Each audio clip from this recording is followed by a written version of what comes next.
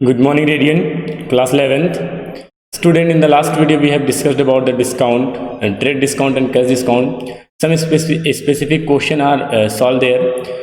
Today some new question are in front of you. You can see. Okay, students. So some specific question is in front of you. You can see. So pass the journal entry for the following transaction. एक एक journal entry देखेंगे बेटा. अभी तक के discount में क्या होता था कि जो भी उस सामान को आप परचेज करते थे, उस सामान को परचेज करने के बाद आप सीधे सीधे ट्रेड डिस्काउंट कैश डिस्काउंट को माइनस कर देते थे, क्योंकि पेमेंट उसी समय हो रहा था. अब यहाँ पे कुछ चेंजिंग आएंगी, उसको आप ध्यान से देखिएगा, बहुत इंपॉर्टेंट है बेटा. उसी पॉइंट ऑफ व्यू से आप देखेंगे भी. सबसे पहले क्वेश्चन बात करते हैं. बॉट गुड्स फ्रॉम विश्वास. हाँ बेटा, बॉट गुड्स फ्रॉम विश्वास ₹1,00,000.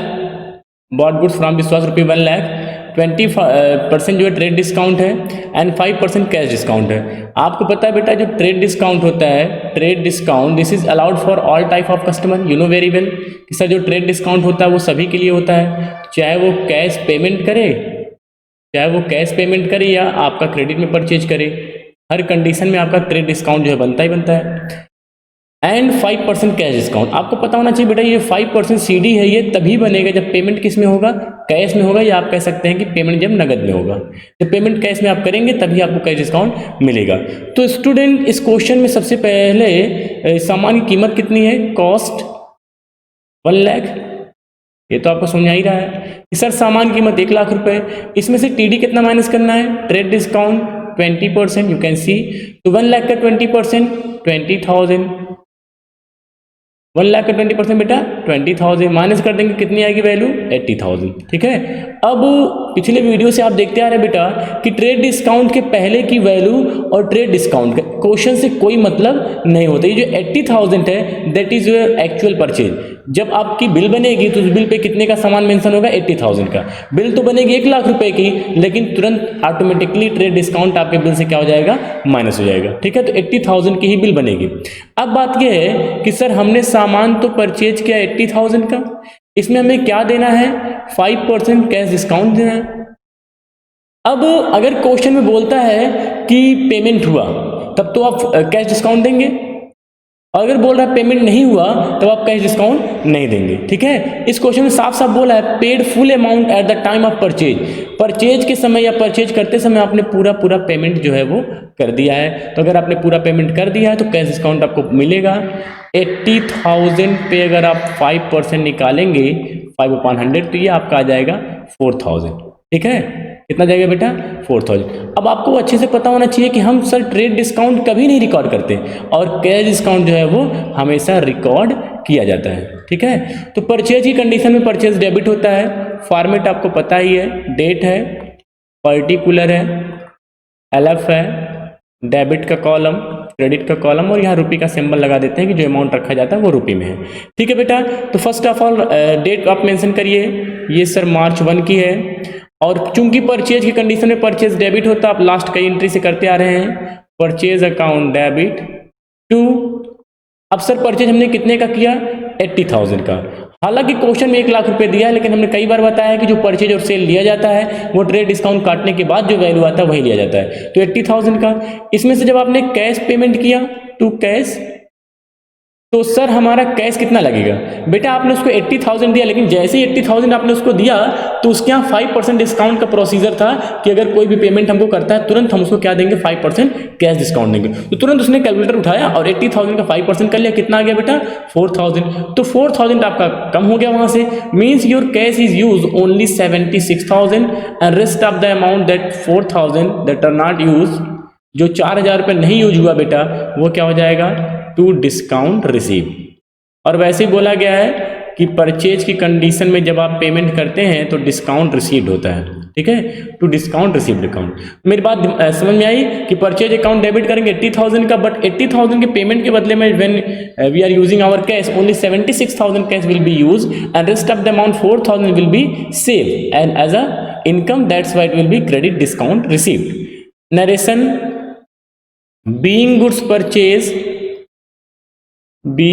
purchase and discount receipt. ठीक हो गया आपका, समझ आया ना बेटा. नेक्स्ट देखिए, बॉट गुड्स फ्रॉम तिरसा, कोई तिरसा है, इनसे आपने कितने का सामान परचेज किया, 2 लाख रुपए का, और जिसपे 5% सीडी का और 10% टीडी का प्रावधान है, 10% टीडी का प्रोविजन है। अब कुछ स्टूडेंट के दिमाग में आ रहा होगा कि सर ये बताइए, अगर से 5% सीडी पहले दे रहा हो, ट्रेड डिस्काउंट बाद में दे रहा, तो हम पहले सीडी माइनस करेंगे, पहले टीडी माइनस करेंगे? बेटा सबसे पहले, फर्स्ट ऑफ ऑल, सबसे पहले आप ट्रेड डिस्काउंट को ही माइनस करते हैं। किसको? ट्रेड डिस्काउंट ही सबसे पहले माइनस होता है, चाहे वो बाद में दिया हो चाहे वो पहले दिया हो।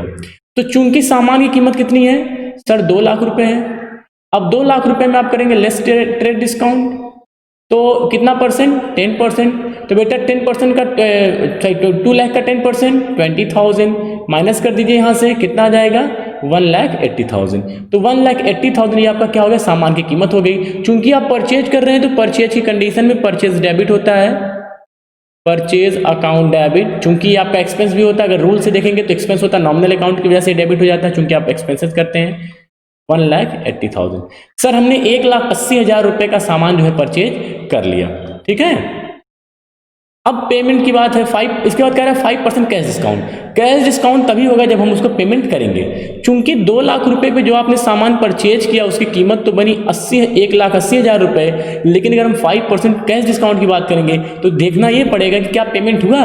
कह रहा है कि half of the amount paid by cheque, आधा पेमेंट कैसे कर दिया? चेक में कर दिया। अच्छा, अगर आधा पेमेंट चेक में कर दिया इसका मतलब आधा नहीं कर पाया, तो आप कह सकते हैं कि सर अगर हम इसको इस तरीके से करें तो ये हमारा 90,000 हाफ बनेगा और ये भी 90,000 जो है वो हाफ बनेगा, ठीक है। अब ध्यान से देखिएगा, क्योंकि क्वेश्चन अब कॉम्प्लिकेटेड हो जाएंगे बेटा, तो थोड़ा ध्यान से देखिए। आपने 1,80,000 का सामान परचेज किया, बिल की कीमत 1,80,000, हाफ किया, इसका मतलब हाफ आपने पेमेंट किया। देखो क्या, half of the paid by cheque, cheque मतलब बैंक के थ्रू, ये आपने पेमेंट किया है, ये कह सकते हैं कि पेड और ये कह सकते हैं कि क्रेडिट। देखिए ये नगद आपने इतना पेमेंट किया और ये आपका उधार रह गया, कितना? 90,000 रुपए। तो जब आपने 90,000, देखो 1,80,000 रुपए में जब आपने 90,000 पे किया तो क्या डिस्काउंट आपको 1,80,000 पे मिलेगा? क्वेश्चन मेरा आपसे ये है कि क्या डिस्काउंट 1,80,000 में मिलेगा? नहीं, आपको डिस्काउंट 90,000 पे ही मिलेगा। रीजन क्या है कि सीडी उतने पे ही अलाउ होता है जितना आप पेमेंट करते हैं। तो 90,000 अगर हम 5% निकालते हैं तो 90,000 इंटू 5/100 आप करेंगे तो ये आपका आ जाएगा 4,500, ठीक है। तो चलिए अब ये बताइए, जब आप उसको 90,000 रुपए देंगे तो वो आपको कितना वापस कर देगा? 4,500 रुपए। तो आपको कितना यूज करना पड़ेगा? 85,500। कितना बेटा? 85,500। शायद मेरी बात आपको समझ में आ गई होगी कि किस तरीके से आपको जो है करने हैं। ये देखिए 85,500 रुपए, ठीक है। आपने कितने का परचेज किया? 1,80,000 रुपए का। 90,000 नगद दिया, तो जो आपने 90,000 चेक दिया उसको, जो बैंक के थ्रू पेमेंट किया आपने उसको, उसमें से आपको 5% सीडी मिल गया, 4,500 रुपये, 4,500 आपका बच गया और 85,500 का पेमेंट हो गया। चूंकि हमने 1,80,000 रुपये का पेमेंट किया, तो बेटा जब भी आप कोई अमाउंट चेक से पे करेंगे, किससे पे करेंगे? चेक से पे करेंगे, तो वहां आप कैश नहीं यूज कर पाएंगे, क्योंकि आपने उसको कैश तो दिया नहीं, क्या दिया? चेक दिया। और चेक अगर देंगे तो पेमेंट आपका कहां से लेगा? आपके बैंक से कटेगा। इसलिए अगर पेमेंट बैंक से हो रहा है तो यहाँ पे टू बैंक अकाउंट। कितना 90,000। चलो ठीक है, एग्जाम्पल ले लेते हैं कि सर 90,000। इसके बाद जो पेमेंट आप नहीं कर पाए, तो जब आप किसी पार्टी से परचेज करते हैं और पेमेंट नहीं करते हैं तो पार्टी का नाम भी तो रखते हैं। पार्टी क्या है? तिरसा। और तिरसा कौन सा अकाउंट बनेगा? सर पर्सनल अकाउंट बनेगा। अब पर्सनल अकाउंट का रूल है receiver and giver, receiver debit and giver credit. चूंकि तिरसा आपको दे रही है इसलिए क्रेडिट हो जाएंगी to Tirsa account, to Tirsa's account. First office लगा करके अकाउंट लिखा जाता है 90,000, ठीक है। To Tirsa's account 90,000। लेकिन अब बताओ बेटा, ये जो 90,000 है, क्या ये आपका पूरा यूज हुआ बैंक से? नहीं सर, इसमें से जो हमारा यूज हुआ है वो सिर्फ कितना यूज हुआ है? कितना यूज हुआ है? वो सिर्फ आपका यूज हुआ है 85,500। तो सर ये 45 रुपए क्या है? ये 4,500 आपका बच गया और इसको लिखा जाएगा डिस्काउंट रिसीट, तो डिस्काउंट रिसीट अकाउंट। बात बराबर? तो परचेज किया 1,80,000 रुपए का, पेमेंट किया 90,000, लेकिन 90,000 के पेमेंट में आपका 85,500 रुपये ही यूज हुआ, 85,500। 4,500 जो आपका बच गया वो आपका डिस्काउंट था। और जो पेमेंट आपने नहीं किया, पार्टी का नाम याद रखेंगे किसका, त्रिशा का, ठीक है। इसके बाद नरेशन के तौर पे भी आप लिख सकते हैं being goods purchase and half amount या 50% amount and half of the amount paid by cheque. ये इस तरीके से वही जो है आपने जो किया है वही आपको लिखना होता है, ठीक है। ये नरेशन की वजह से क्वेश्चन रॉन्ग नहीं होते हैं, जर्नल एंट्री आपकी सही होनी चाहिए। इसके बाद बेटा नेक्स्ट क्वेश्चन देखिए, सोल्ड गुड्स टू नुपुर। अब की बार क्या किया है, नुपुर को सेल किया, कितने का, 50,000 का। और जो आपने सेल किया उसमें 4% का सीडी का प्रोविजन है और 20% टीडी ट्रेड डिस्काउंट का प्रोविजन है। Half of the amount received by cash and the balance by cheque. अब देखिए, ध्यान से देखिएगा बेटा, देखने की बात यह है कि अगर बेटा हम बात करते हैं डिस्काउंट की, तो यहाँ पे देखिए, ये आपका 50,000 का आपने सामान 50,000 का सेल किया। कितने का सामान सेल किया, 50,000 का। अगर क्वेश्चन में टीडी होता है तो पहले आंख बंद करके पहले सबसे पहले आप ट्रेड ही माइनस कर दीजिए। ट्रेड डिस्काउंट कितना परसेंट, 20%। तो 20% अगर आप इसमें से माइनस करेंगे तो आएगा 10,000, कर लीजिएगा 10,000, ठीक है। सामान की कीमत कितनी हो गई, 40,000। कितनी हो गई बेटा, 40,000। अब इस 40,000 के सामान में यहां मैं रख, तो सामान की कीमत है आपकी 40,000। अब बताइए 4% क्या है, सीडी। कैश डिस्काउंट कितना है, सीडी 4%। अब कोई ये नहीं कहेगा कि सर कैश पेमेंट और चेक का पेमेंट दोनों अलग अलग चीजें हैं। बेटा पेमेंट आए, चाहे वो कैश से आए चाहे वो चेक से आए, दोनों पेमेंट नगद ही माना जाता है। हमने आपसे सामान परचेज किया, हम आपको कैश दे दें या चेक दे दें, दोनों बात कैश डिस्काउंट दोनों में अलाउ होगा, क्योंकि पेमेंट हो जाता है। तो अगर कोई पार्टी किसी को कैश दे रही है या किसी को चेक दे रही है, दोनों कंडीशन में आपका नगद पेमेंट माना जाता है। तो 40,000 में पूरा डिस्काउंट बनेगा कि नहीं, आप बताइए। क्योंकि आधा पैसा वो कैश से दे रहा है और आधा पैसा बैंक से दे रहा है, ठीक है। Half of the amount paid by cheque and half of the amount paid by bank, ठीक है। अब बताइए तो आधा कैसे होगा। सबसे पहले हम 40,000 का 40,000 का कर लेंगे 5/100, ठीक है। तो 2,000 आपका हो जाएगा डिस्काउंट, कर लीजिएगा। अगर 40,000 के सामान में, देखिए 40,000 के सामान में कितना डिस्काउंट बेटा, 5%, 5% ही है।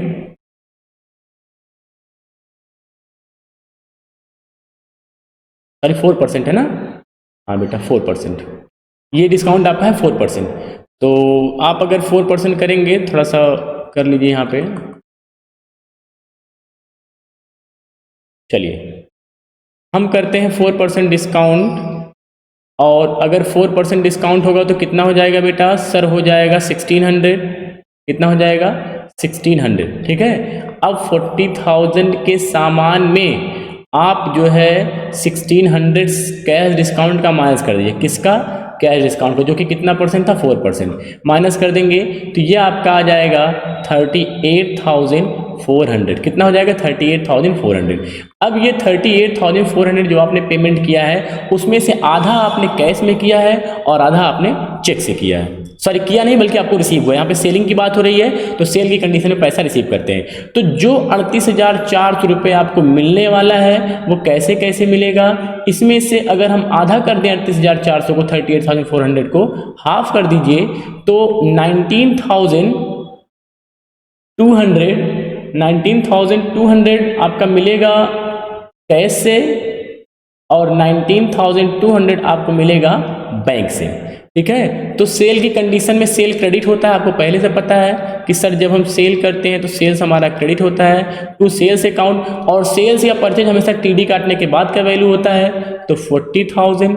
इसके बाद अब हम पेमेंट रिसीव करने की बात करते हैं। सर कैश आएगा हमारे पास, कैश आएगा 19,200 और उतने का ही चेक आएगा। इसको हम बैंक लिख देते हैं यहाँ पे, बैंक अकाउंट, ये सब डेबिट वाले पोर्शन है, 19,200। सर ये तो 38,400 ही हुआ, तो 1,600 रुपये क्या गया, ये 1,600 रुपये आपका बन जाएगा डिस्काउंट अलाउड, ठीक है। Discount allowed. आपने सिर्फ 38,400 ही रिसीव किया, 1600 रुपये आपने छोड़ दिया, तो वो आपका हो जाएगा डिस्काउंट अलाउड। इस तरीके से transaction fix, being amount, being goods sold and payment received, कुछ भी लिख सकते हैं, या payment half of the payment received by cheque, इस तरीके से भी कर सकते हैं, पेमेंट रिसीव हो गया है। ठीक है, नेक्स्ट है sold goods to Anuradha, 1 lakh 10% TD 5% CD if the payment within 15 days. आपको पता है कि बेटा जब बिल बनती है तो इस बिल पे नीचे लिखा रहता है कि नोट, ऐसे लिखा रहेगा नोट, और लिखा रहेगा जैसे इस क्वेश्चन की बात करें, लिखा रहेगा 5% extra CD will be allowed if payment made with in 15 days, इस तरीके से लिखा था। तो ऐसा ही क्वेश्चन है, अनुराधा है कोई, अनुराधा को आपने 1 लाख रुपए का सामान सेल किया, कितने का, 1 लाख रुपए का सामान सेल किया, और कितना परसेंटेज डिस्काउंट है, 10%। सबसे पहले काम यही करिए बेटा, 10% TD को लेस कर दीजिए, तो 10% माइनस कर देंगे, सामान कीमत कितनी हो जाएगी, 90,000। अब यहां हम रखते हैं कि सर सामान की कीमत आ गई 90,000, सामान कीमत कितनी है 90,000, और कह रहा है कि 5% cash discount if the payment receive with in 15 days. तो पहले बात ये है सॉरी, मार्च 6 मार्च को, ध्यान सुनिएगा, 6 मार्च को सबसे पहले जब आपने सेल किया तो क्या आपको पेमेंट मिला, सर 1 रुपये नहीं मिला, क्योंकि कह रहा है कि अगर 15 दिन के अंदर पेमेंट होगा तो आपको पेमेंट मिलेगा, और पेमेंट जो कर रहा है वो 18 को कर रहा है, मीन्स 18 मार्च को कर रहा है। तो सबसे पहले आप सेल कर लीजिए,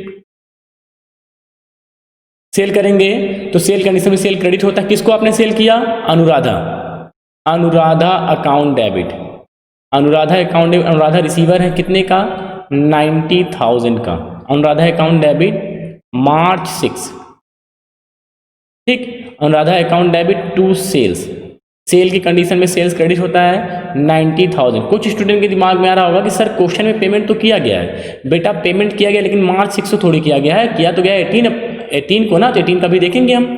being goods sold to Anuradha या ऑन क्रेडिट, ठीक। इसके बाद अब 90,000 का सामान, कितने का सामान था बेटा, 90,000 का। इसके बाद क्वेश्चन में दिया है कि 15 डेज पे अगर आप पेमेंट करेंगे विद इन 15 डेज तो आपको जो है 5% एक्स्ट्रा जो है CD मिलेगा, लेकिन कह रहा है कि 80% अमाउंट, टोटल वो भी नहीं, 80% of the goods of the amount payment received in March 18 मार्च को आपने 80% पैसा वापस मतलब रिसीव किया। जो आपका सामान था, कितने का बेचा था सामान, ये 90,000 का, तो 90,000 का सामान का आपने 80% अमाउंट रिसीव किया। तो ये बताइए सबसे पहला क्वेश्चन कि सर अगर हमने 80% रिसीव किया है तो CD 80 पे बनेगा या पूरे 100% पे, नहीं सर 80% पे ही बनेगा। रीजन ये है कि पेमेंट 80% ही आ रहा है। तो सबसे पहले आप एक काम करिए, 90,000 का 80% निकाल लीजिए, 80/100 आपका हो जाएगा 72,000। कितना हो जाएगा, 72,000, ठीक है। अब 72,000 जो आपका ये हुआ है, इसी पे आपको बनेगा CD, लेकिन CD बनेगा कि नहीं बनेगा इसके लिए भी आपको देखना है डेट। अगर हम बात करें कि कोई सामान सेल किया गया है 6 मार्च को, इसमें 15 डेज ऐड करना है, तो ये कहीं ना कहीं हो जाएगा आपका नियर अबाउट 21 मार्च, ठीक है, 21 मार्च। तो 21 मार्च तक अगर आप पेमेंट करते हैं तो हम आपको CD देते हैं। चूंकि आपने पेमेंट 18 तारीख को कर दिया, इसका मतलब आपने विद इन 15 डेज कर दिया है, तो means you are eligible to take discount. तो cash is coming in our business, cash आएगा। अब आप ये बताइए कि अगर 72, देखिएगा यहाँ देखिए, ये अगर 72,000 का आपको पेमेंट मिलेगा तो आप तुरंत कैलकुलेटर उठाएंगे और कहेंगे भैया इस पे मैं आपको क्या दे दूंगा, 5% क्या दे दूंगा, CD।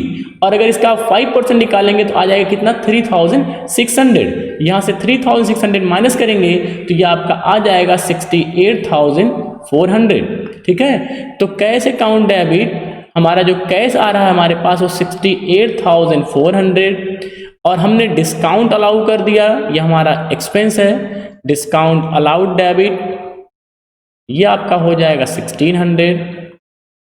इसके बाद टू साइड में चला जाएगा, टू किसने दिया आपको पेमेंट? अनुराधा। अनुराधा ने आपको 72,000 पेमेंट किया। कब किया? 18 मार्च को। तो जब 18 मार्च को उसने आपको 72,000 रुपये पेमेंट किया, तुमने देखा भाई 15 डेज के अंदर है, तुरंत कैलकुलेटर उठा करके 1,600 रुपये उसको आपने छोड़ दिया और 68,400 आपको कैश रिसीव हुआ। Being amount received and discount allowed. ठीक है, तरीके से कर लीजिएगा और ये डेट बनेगी 18 मार्च। ठीक, नेक्स्ट। अब आपको करना क्या बेटा? अब आप जो है होमवर्क कुछ कर लीजिएगा। देखिए हमने 4 होमवर्क दिया, जैसे क्वेश्चन आपने किया वैसे के सेम जैसा होमवर्क है आप कर लीजिएगा। इसमें एक चीज़ ध्यान रखिएगा, ये लास्ट वाले क्वेश्चन में यहाँ जो है 60% अमाउंट जो है वो फरवरी 15 का आएगा, जो कि वो बाउंड्री लाइन को क्रॉस कर देगा, क्योंकि यहाँ पे बोला है कि 15 डेज़ के अंदर आप पेमेंट करते हैं तो आपको डिस्काउंट मिलेगा। क्योंकि 15 डेज़ आपने क्रॉस कर दिया है, आप देखेंगे करेंगे तो उस कंडीशन आप CD नहीं देंगे। ठीक है स्टूडेंट्स, तो ये होमवर्क आप कर लीजिएगा। तो I think that is enough for today. Thank you, have a nice day.